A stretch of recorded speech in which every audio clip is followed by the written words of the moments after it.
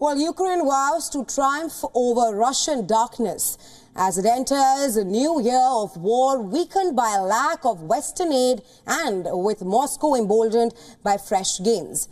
But over the last 2 years, the West has slapped a slew of sanctions on Russia's financial and military institutions. But the question is, are the sanctions working? Our next report tells you more. Take a look.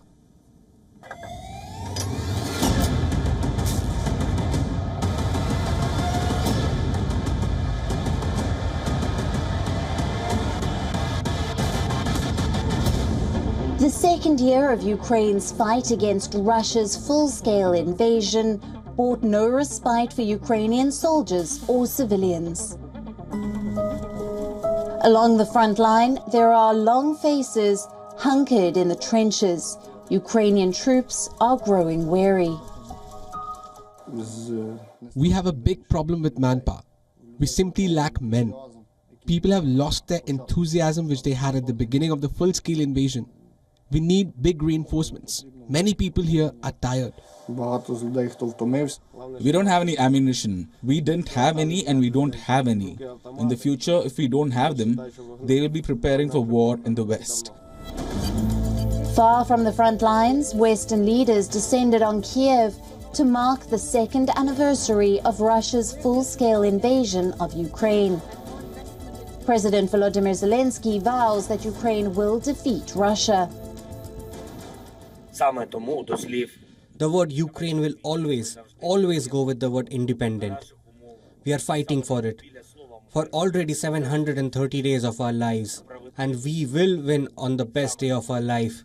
I thank all of you fighters. I thank our people.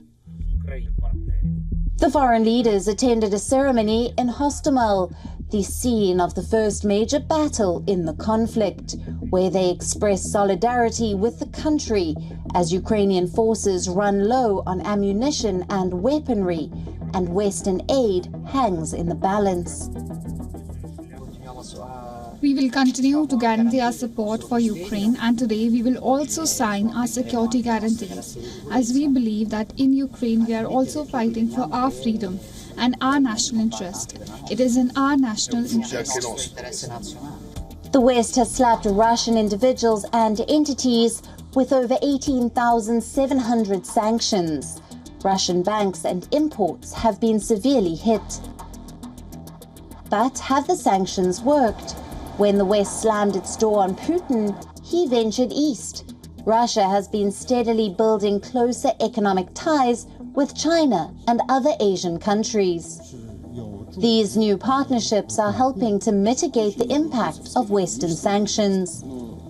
As the war in Ukraine enters its third year, the conflict will be determined not just on the battlefield, but also in Western capitals and other places far from the front lines.